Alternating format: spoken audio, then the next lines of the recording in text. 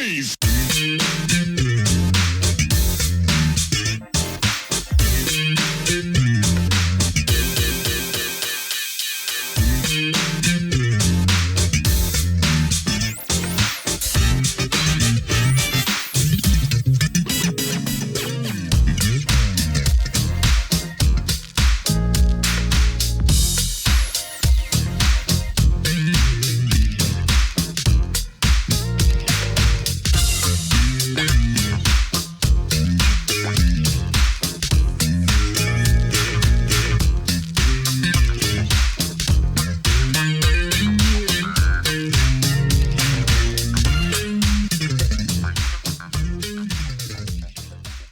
Welcome to another edition of Truth and Rhythm. This is the interview show that gets deep in the pocket with contemporary music's foremost masters of the groove.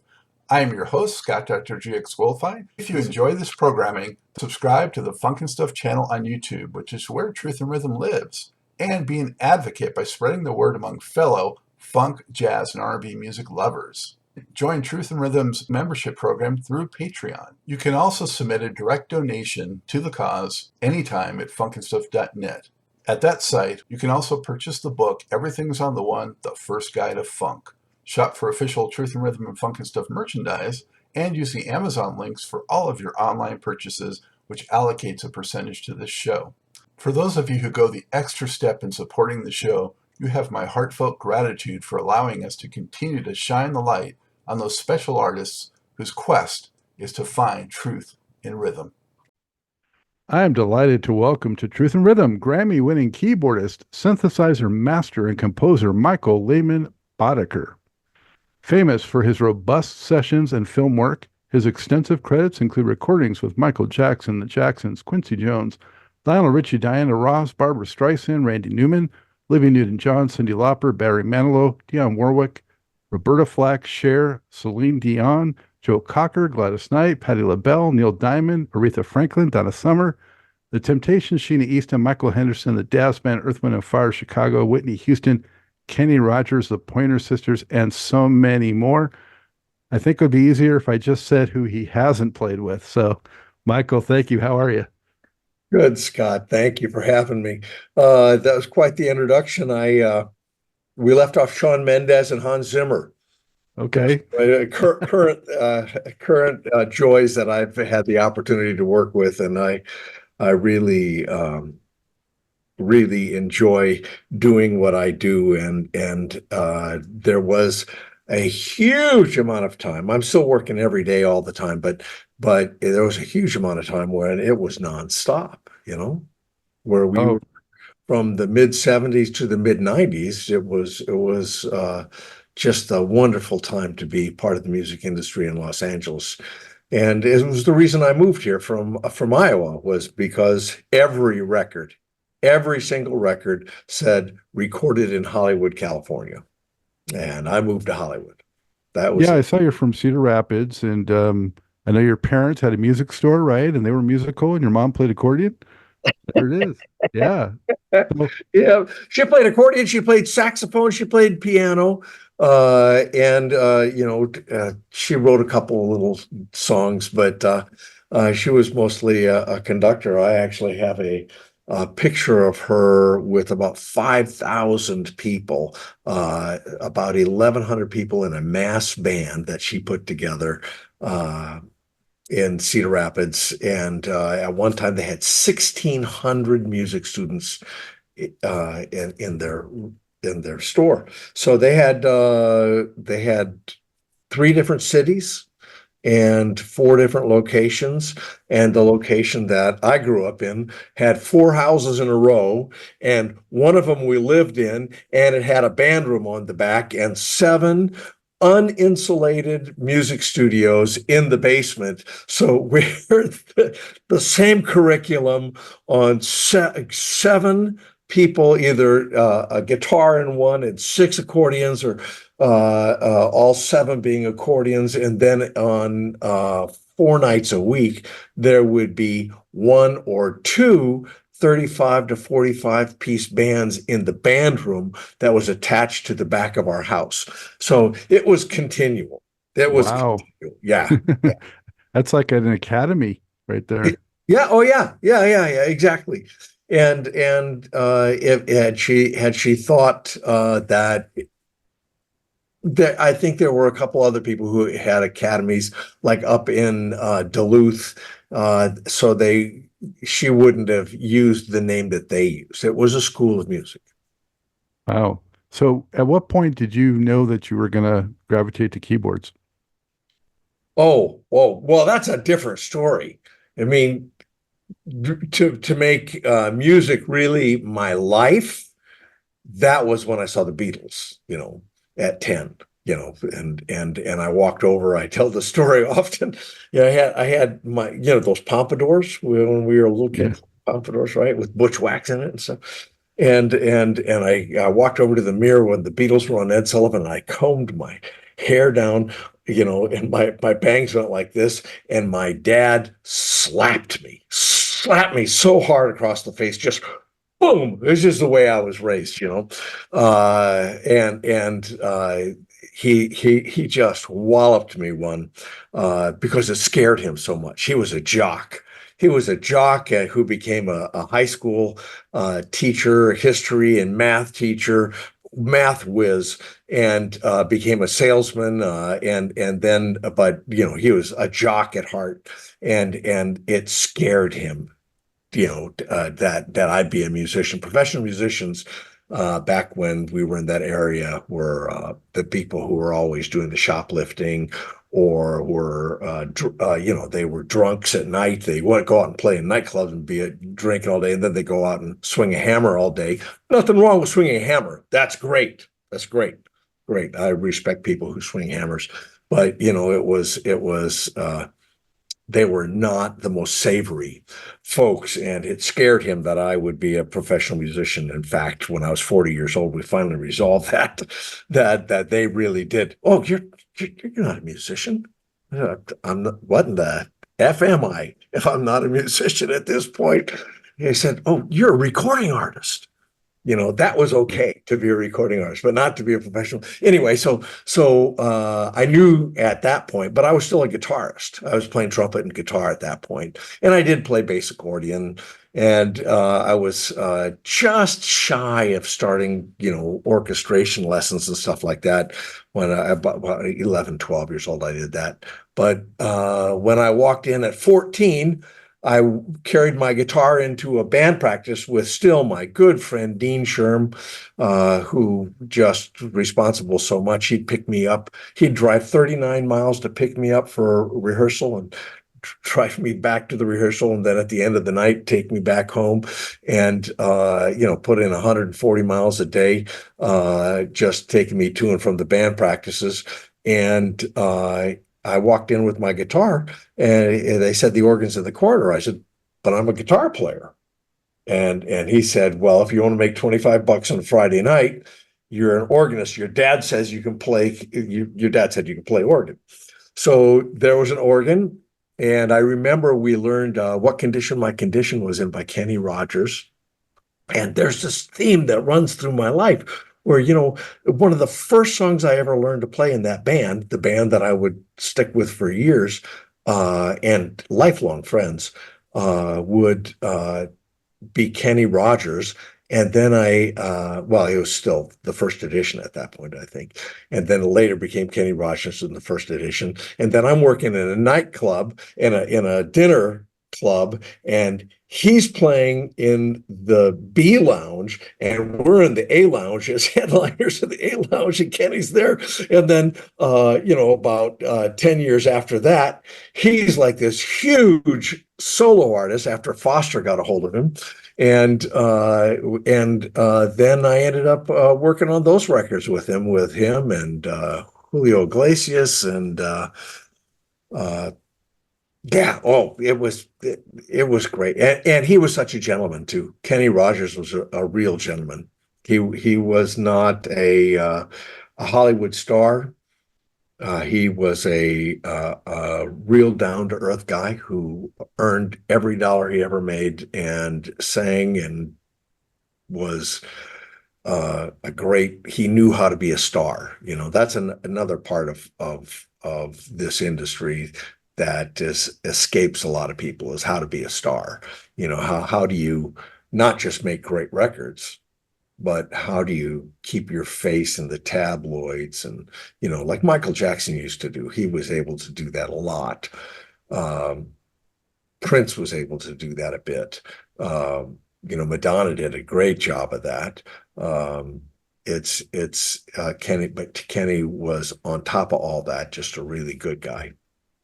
Who was your biggest influences once you started getting into keyboards? Who out there really inspired you? Oh, well, yeah, okay. Be honest. Jerry Coker, Jerry Coker, that improvising jazz book.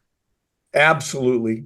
Absolutely. My college instructor, when I was still in high school, I was going to college at the same time, which makes me sound smarter than I was, but it was like, I'm taking music classes and I've studied music since I'm 2 years old. I'm completely immersed in it. So it didn't make much difference to me that it was at a college level or a high school level or whatever level.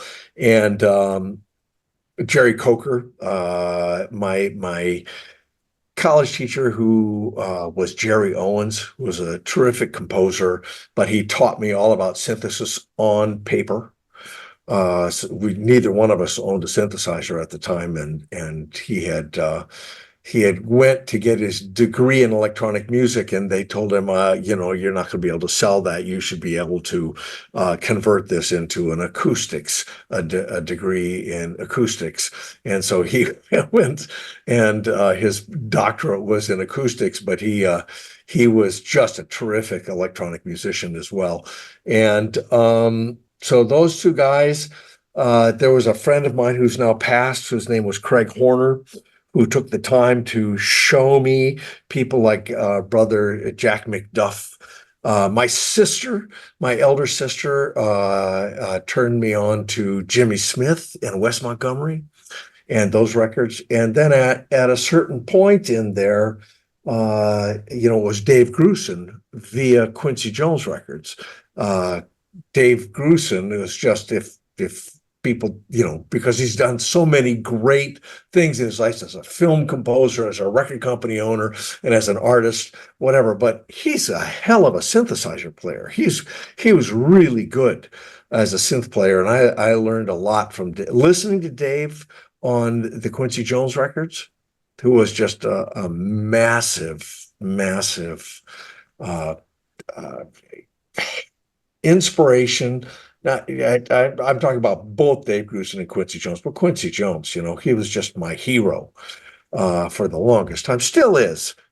There, you get to know the human side of people, and you go, oh, okay, well, they're not perfect. They can't be my hero anymore, but they're Quincy Jones. I love him to death, and he is as close to perfect. And you look at all the stuff that Quincy overcame in his life. Oh my goodness. At a time when black people still couldn't stand the same hotels as the white people that played in their band. Oh my goodness. I mean, and that Quincy Jones has accomplished all he's accomplished in his life. It's incredible. It's incredible. Quincy Jones he taught me how to work. He worked really hard. And every time when we had a playback, Quincy Jones listened. It was there. How'd you first meet him? I ran after school one day to go see the Hard Day's Night at the Iowa Theater, downtown Cedar Rapids, and I ran downtown, and the movie was gone. And my life was chaos. I taught guitar lessons on Tuesday nights and Saturday mornings, and I worked in nightclubs from the time I was 15 years old. I couldn't drive yet. 15 years old, I worked in nightclubs 6 nights a week, and I so my life was going to school and doing all that was absolute chaos. And I ran down to the theater, and of course I'd missed it by a day. And the lady saw how disappointed I was, and she said, I understand the music in this film is really good. Why don't I just give you a ticket and let you go in? And so I went in, and it was In the Heat of the Night and Quincy Jones's score. And it was absolutely brilliant. And right across the street was J.C. Penney. And I walked over there, and of course, I had money in my pocket because I hadn't spent it on the movie ticket. And I bought out of the dollar bin the Quincy Jones albums all the Quincy Jones albums I could. And I went back and absolutely changed my life. And then I was here in Los Angeles, and he had an office at A&M Records when Herb Alpert was, just doing this with A&M. And I loved working with Herbie, but I was working with a guy by the name of Henry Louie, who was Joni Mitchell's producer. And when Henry Louie wasn't producing Joni Mitchell, he was doing demos for Irving Almo. And so I'd play piano at that time. I'd go in and I'd play piano and of these demos. And Quincy's office was right there by the front door of the studio. And I met Quincy, and I talked him into giving me a shot, and I won't use the language that he used about what was going to be happening the next day when I was going to be put on the spot. But he came over to my house at 9 o'clock and for an hour meeting, and we stayed until about 5. He stayed until about 5. I had my modular Moog set up, and we listened to S.O. Tamida, and I played Moog for him and made different sounds for him. And we worked together for about the next 15, 20 years, just nonstop. I worked on everything with Quincy. I think there's only one project that I didn't do with him. He did an E.T. album, which was never released with Michael Jackson, but that's the only project I never worked on with him in all that period of time. I see. Yeah, 1976 you were on. I heard that. Yeah. As was, I think, Jerry Hay, who we were just talking about. Sure. But yeah, Jerry Hay. And Quincy, you look at Quincy where it says produced and arranged by Quincy Jones, right? And then you look underneath, and the best arrangers in the world are there. Jerry Hay being certainly the best of all time brass arrangers. The only people who come close to Jerry, and certainly not as prolific as Jerry, nor following in his footsteps as great. He's a great film orchestrator now, Jerry, but the Trevor Lawrence, who did, we did He's So Shy and all that stuff for Pointers, and but Trevor did all that Stevie Wonder, that yep, yeah, where it's all on. You can hear them turning into the microphone, turning away from the microphone. Steve Madeo was part of that group. I believe Gary Grant was in that group as well, but Trevor Lawrence, the sax player, who went on to do a lot of famous arrangements, he was that, that really greasy with the bends where you would have one track as straight, and then like a Jimi Hendrix kind of guitar thing on Purple Haze, you'd have a straight note, and then the horn section would bend against it, and it would sound like two guitar strings bending against one another, and that Stevie Wonder era was Trevor Lawrence, and it was just fantastic. Yep, down. That's great stuff.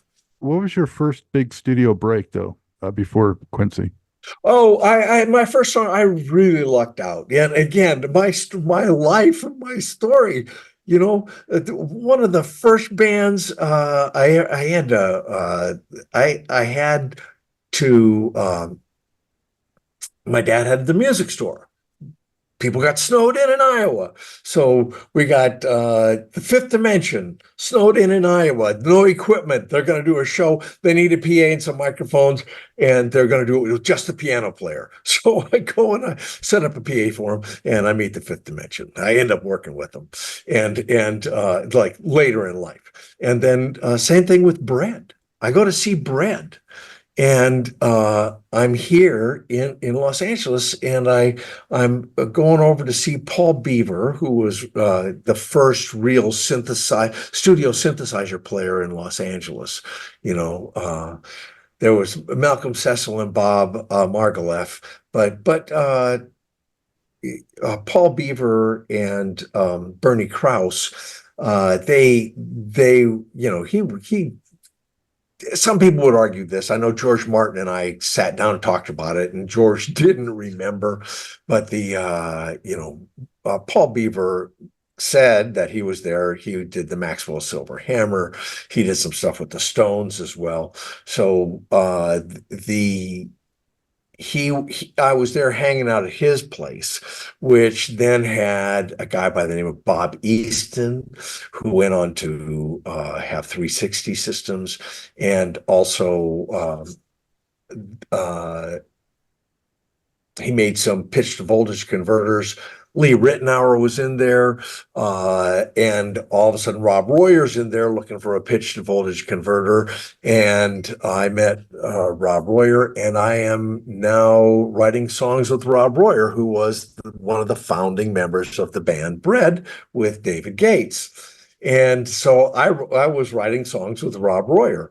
And, in that day, to be honest, nobody really was jumping on the synthesizer bandwagon. Minotaur had been out, but there was a big lawsuit against the Emerson, Lake and Palmer had done some stuff that sounded like Minotaur, and that kind of stuff. They with a little bit of portamento on it, and but people weren't really having huge hit pop records with it.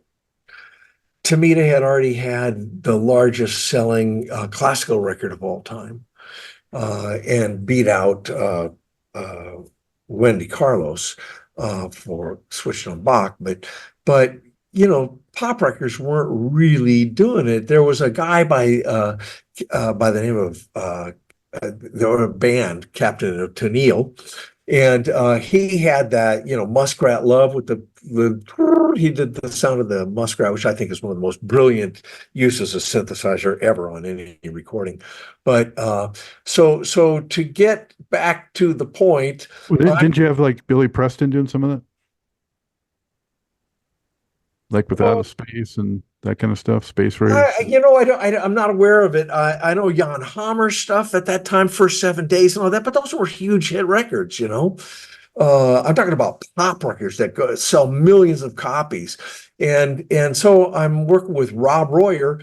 And, in that day, honestly, people would talk like this. They say, well, I don't hear any gold records with synthesizers on them. So why would I use synthesizers? Because that's the way a lot of people think in the studio industry. You don't use people who don't play on gold records to make gold records. You use the best musicians, the most successful musicians you can get to play on your records because they're hitting, you're hitting. And they, so they were telling me very clearly there are no gold records with synthesizers. And I worked on a song called Lost Without Your Love, and it was my first gold record. Lost Without Your Love for David Gates. And I think it was the last record that Bread put out.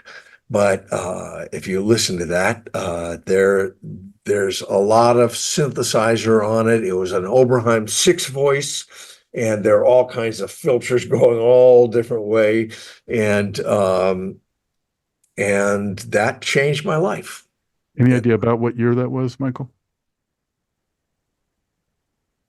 Like 70, I can't. 74, something like Yeah, that. maybe 73, 74, maybe early. It was early, but well, maybe 74, 75, because I was working with Rob.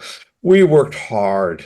We worked hard on stuff, and he gave me the opportunity to really get inside the modular mode. I used to have a foot pedal that would change pulse width modulation and filter at the same time, and the time it takes to route all this stuff, and envelope generators that went to 5 different places and stuff. It was complex synthesis that we studied, and he changed my life. Rob was really good for me in certain aspects. Other aspects at that time of my life got a little out.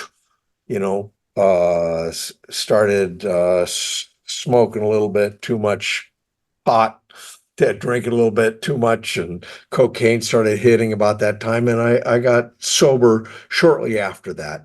But it was I've had those periods where you see a Quincy Jones film and then end up working with Quincy Jones, rent a PA to Marilyn McCoo, and then end up working with him, and then same thing with Brett, and sit there learning a Burt Bacharach song, and then end up working nonstop with Burt Bacharach, and it just it really, things from early on just really seemed to tie together later in my life. And I can only look at that kind of stuff as a real blessing. That's Serendipitous. Serendipity. If you believe in serendipity, I mean, serendipity, that's a wonderful way to put God's hand on your life. Thank you, God. Thank you, God. I've had a wonderful career, and I've gotten to work with almost all of my heroes, almost all of them. And it was wonderful. A guy that I haven't talked about here right yet is Lionel Richie and his producer, James Carmichael, who is just one of the greatest producers of all time. Great arranger, great producer, just really changed my life, changed it in so many different ways. He taught me about making a record that you put all, and Cal Harris, who's now passed, but where you could put all the faders at 0 and it played back great. And you didn't have to like push up anything in between, because his approach was, oh, you want that to stand out? Let's double it with something, so the lines in between vocal lines and stuff weren't just, oh, let's push the guitar there, let's push the piano. It was like, oh, it's double or something. And I'd put a sound down, and I'd go, okay, that's great. We played those 5 notes. Where does it happen again? Oh, it doesn't happen again. Next, let's go to the next sound. And he really taught me how to orchestrate music in a way that you don't have to really worry about mixing so much. You have the music play back properly with all the parts there, and it'll work. James Carmichael is brilliant, and so shy you would never know it. Won't show up to nominated for Grammy Award, wins Grammy Award, won't show up. Well, with all those, I don't want to be in front of all those people. He's just one of those guys, just a sweet, kind man, and unbelievably talented. Michael, do you remember first hearing something you were part of on the radio? And was that a thrill for you?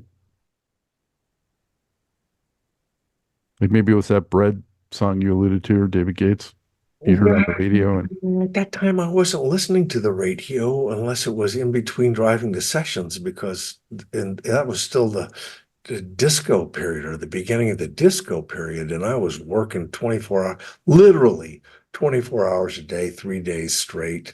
I had I remember once with an ex-wife, she said, "You haven't had a day off in a year and a half. You haven't taken a day off in a year and a half. You've worked Saturdays, Sundays, Christmas, everything." Believe it or not, Michael Jackson would work on Christmas Day. And and there was a period where I had a relationship with somebody who would book, Palm Springs or book something in Phoenix or Scottsdale, Arizona. And I would fly out on late Friday night and I'd lay by the pool on Saturday and Sunday. And I would listen to the top 40. I'd stop by what was then Tower Records, and I'd buy everything in the top 10, everything in the top 10, because that was a Quincy Jonesism.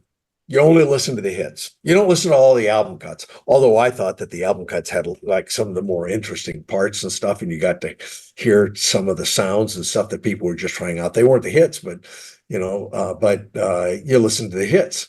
And so I listened to the hits all weekend long, pair of headphones by the pool, and then I'd come back and I'd work all week. And I would crazy. In those days, it was crazy hours. And I was young and strong, and I could work until 1 o'clock. I remember working with Jay Graydon once, and it was 5 o'clock in the morning. And I said, "Jay, I got to go I got to get my kids. They got to go to school. I got to get them up at 6 and get them off to school." And he went, "Oh man, nobody can hang anymore." And I had a 9 a.m. session. So I had to go home at 5 a.m., get an hour's sleep, get my kids up, get them to school, and then make a 9 o'clock session and still keep working and thinking and playing and reading and doing all that. And it was a whole different time of life in the music industry, and a different time of life for someone who is currently my age, who cannot stay up for 4 days at a time working anymore. And the coffee doesn't hit anymore. You just I gotta sleep. And but it's and I don't recommend it. It's not something that I recommend to kids when I'm talking at colleges and stuff. I don't talk about that this is a good way to live your life, because sleep deprivation does a lot of weird things to you. And you just it's better to have a balanced life. You look at George Deering, who's still just playing his butt off, and he's the go-to guitar player in Los Angeles now. And he plays, like 40 different instruments regularly, and he works all the time, but he has a life, and he has always regulated it. He wasn't like, "Oh, I'm going to work like this," and then not be able to work that hard anymore. He's just worked steadily, like not quite a turtle. I would say he's significantly faster than a tortoise.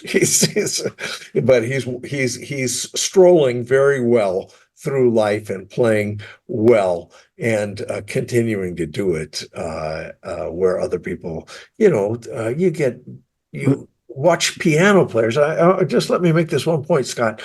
You watch piano players, and there are so many of them that are suffering from tendinitis and some kind of arthritis in their hands. And it's because they're trying to play like Keith Emerson when he was 20 years old. And I sat next to Keith. That was one of my goals. One of my heroes. When I was 19, I snuck into his dressing room, and then I ended up sitting with him at tables around Los Angeles, and he became a good friend. But when you're in your mid 70s, you don't play like you're 20 years old if you're an athlete. Kareem Abdul-Jabbar retired from that stuff. Shaq retired from that stuff. And it's very rare that you see somebody who can, get the piano to play light enough that they can really have those kind of chops up into their 70s and 80s. The point was that George Deering, there are people like who keep it steady, who are healthy individuals who can do it for a long term.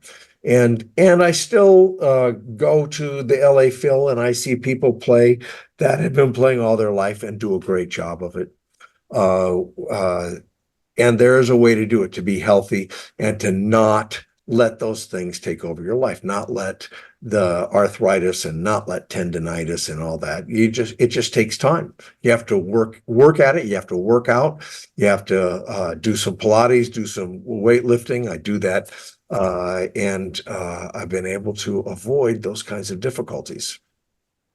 Well, and I wore a shirt of a keyboard favorite of mine who's in his 80s now, Herbie Hancock. Oh yeah. Yeah, I And worked with Herbie a few times.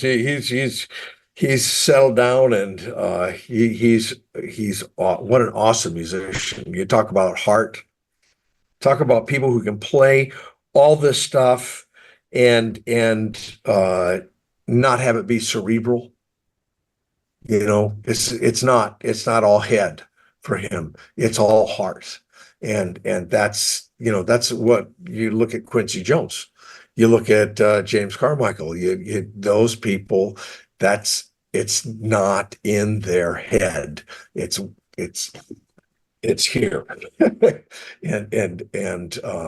there's no getting past them. You can't sneak something by them that's not from the heart. It's really uh, if you go back and you listen over the arc of their careers, the amount of music that they've made that will still make you cry is just incredible. It's good stuff. also just the variety and breadth of it too.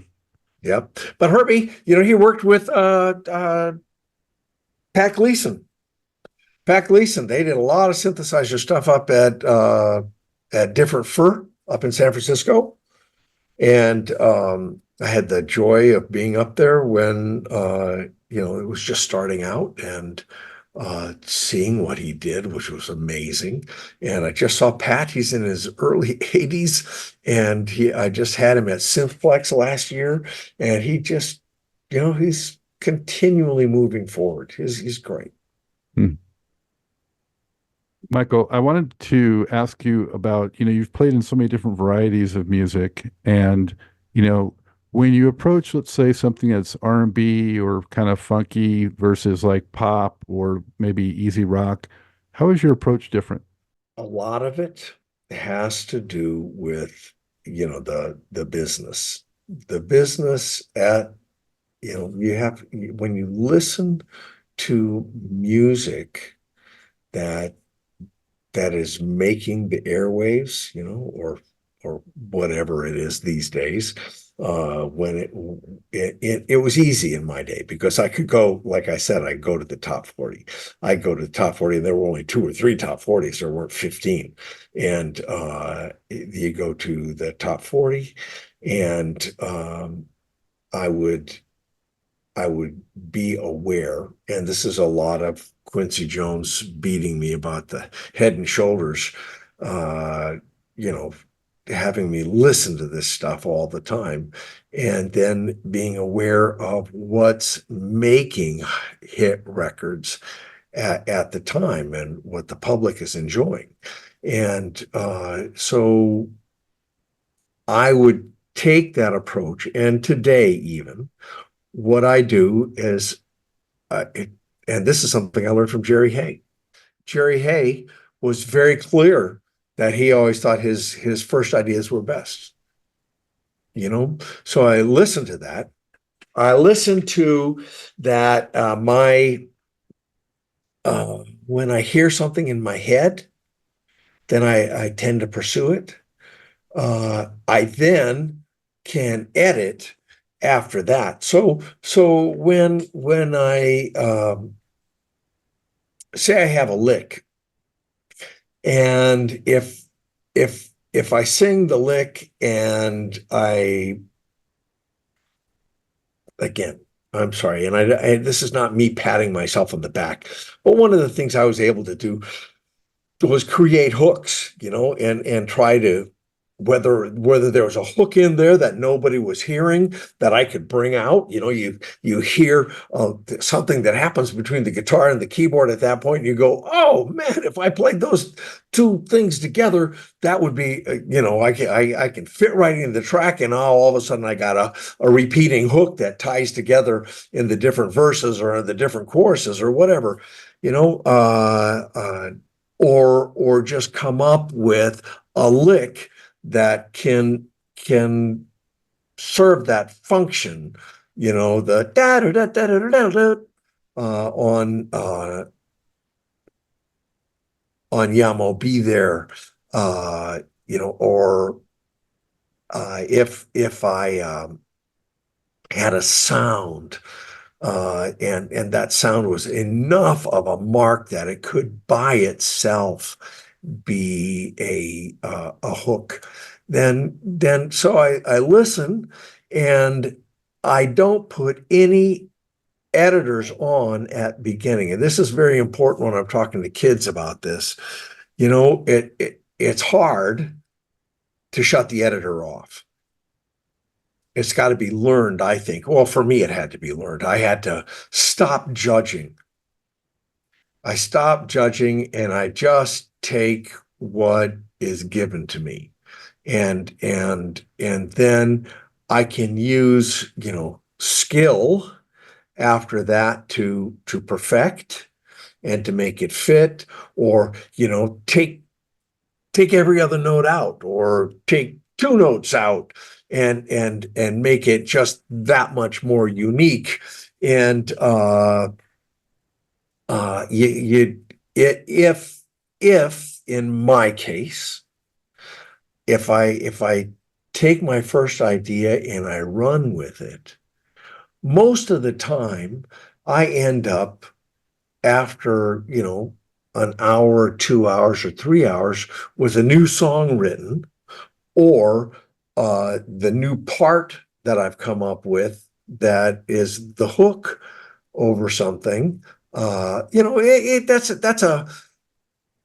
That's a whole different area of talking about creation than when you're just playing a pad behind something to make it thicker in the chorus. That's, as a synthesizer studio player, you do that a lot. They need a pad there. Yeah, can you make a unique sounding pad? Well, okay, I'll make a pad. Oh, and with Bert, you'd go, "Oh, here, I'm adding a second in there." Bert would go, "Hey, look, what? There's no second in there."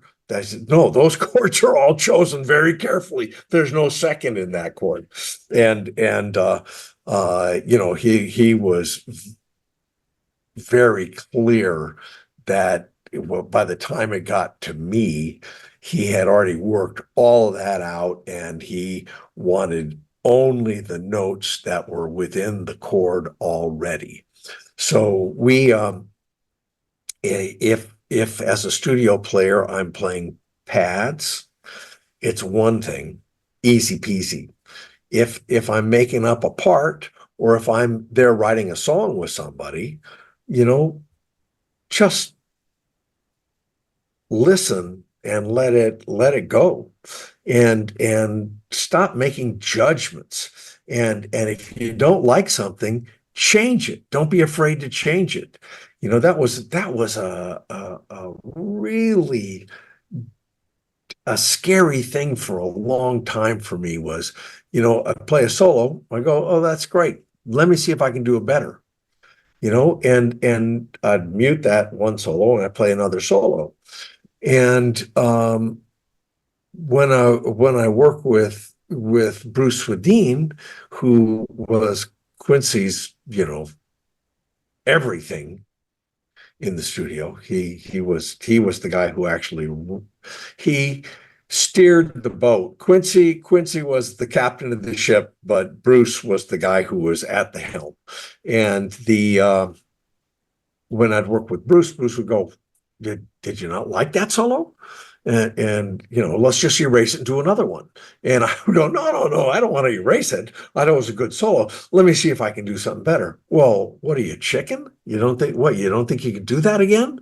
And it was like, okay, that was his approach. My approach was more like I was trying to get things always better, and I wanted to archive the ones that I played. There are different approaches. I don't tend to these days uh, have any fear of rewriting a lyric or any fear of changing a melody or changing a chord. Or if I hear something different at the end, of just going for it and doing it the way I hear it and striving to make it as good as I can on the spot instead of going, oh. A lot of people have the attitude of, no, that works fine. That's good enough. It's fine. And I've never taken that approach. Quincy would not be acceptable. Freaked out, insecure, negative, and emotional, would not be okay. It's either got to be great or what are we doing here? We're here to make hit records, but I get to let my ideas flow. I get to let them flow. And if I'm in a situation, and that as we're talking about this, you get in a situation where the attitude of who you're working with is that there is no pleasing them, just get the heck out of there. Get the heck out of there, because that's not the kind of people you want to be making music with anyway. You want somebody, you watch John Lennon and Paul McCartney in those videos, and you go, wow, he's changing words on him. He's going, no, you shouldn't go there. You should go here. He's always helping out. He's not going, nah, that's a stupid idea. Why would you do that? Oh, that's a terrible sound. There are guys that are like that in this industry. Oh, that's a terrible sound. Don't you go, what? It's what sound would you like instead? What's a good sound to you? Well, I don't know, but it's not that one. Okay, well, then let's figure out what you like and figure out a line of communication that works. But that kind of talk and that kind of pushing people down doesn't help them be everything they can be. The best times that I've ever had working in the studio were with people who made me better than I am, who believed in me more than I believed in myself. And I try to treat all the people I work with like that. I don't care if they're a beginning songwriter or a beginning singer. I work with kids here on voiceovers, and I work kids here on doing vocals. Kids choirs. We have a thing that meets here where we participate in kids learning to be studio singers when they can, you got a boy who can sing as a boy soprano from the time he's 6 to the time he's 11, maybe 12, and then his voice changes and that part of his career is over. He's going on to do something else. But in that time, he can make, college money. And so we work with those kids all the time. And whether I'm working with them or I'm working with the most seasoned professional, I'm trying to make them do the best they can and feel the best they can about their work. And that's part of my job as a producer now. And I learned a lot of that from James Carmichael and Quincy Jones, Trevor Lawrence to a degree. There's much more to this great Truth and Rhythm interview. Just continue on to the next part of the episode. Also, be sure to subscribe to this channel. If you've already done so, please share it with friends. And become a member by joining Truth and Rhythm on Patreon or consider donating at funkinstuff.net. Thank you very much.